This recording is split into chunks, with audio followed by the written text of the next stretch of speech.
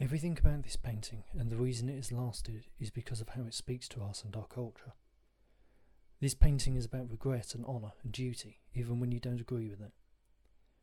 Lady Jane Grey is obviously the main focus. She faces death with dignity, and our cultural sensibilities demand that we treat her with such as well. The women accompanying her are fulfilling their feminine roles, as you would expect.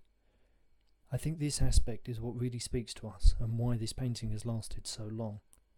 Nobody in the painting wants to be present, yet they are, and they have to be. It speaks to our sense of duty. The women display our empathetic and caring nature, as well as our fragility.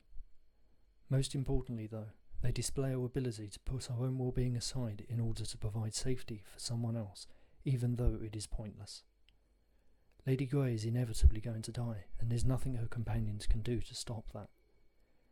There is no reason for them to have turned up, considering her thoughts and feelings are soon to end. That compassion, while absolutely pointless, speaks to us. That level of empathy and compassion, to the point of self-harm, is a female ideal, and it is an incredibly valued trait that our women possess. The men display duties in their own way as well. The old man is soft and caring in her final moments. It mirrors the women in a lot of ways. He has no reason to be gentle.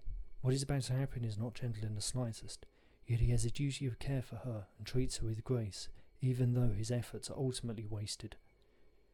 She is about to die. Her memories and feelings are about to disappear, so nothing he does to her is of any importance. You could argue that he is doing it for himself, and while that may be entirely true, it just furthers a sense of reluctant duty throughout the entire painting. The executioner himself is calm, yet not detached from the situation.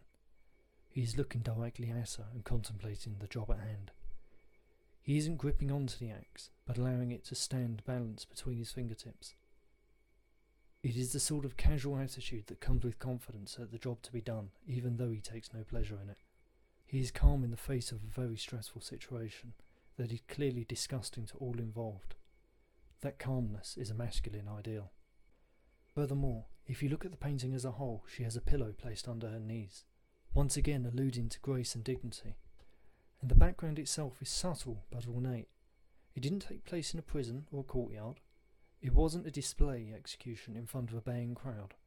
It furthers the idea that it is a job that needed to be done respectfully, and nobody took great pleasure in it.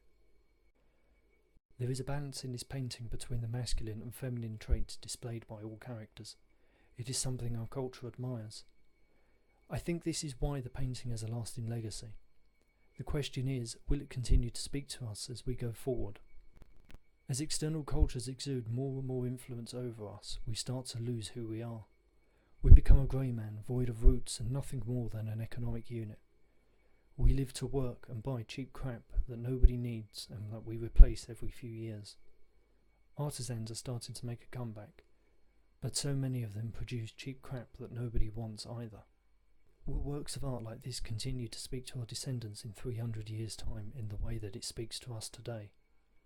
I certainly hope it does. In my eyes, European art displays the most important aspects of European culture. If it stops speaking to us, if we lose the ability to genuinely understand our art, then we have ultimately lost ourselves as well.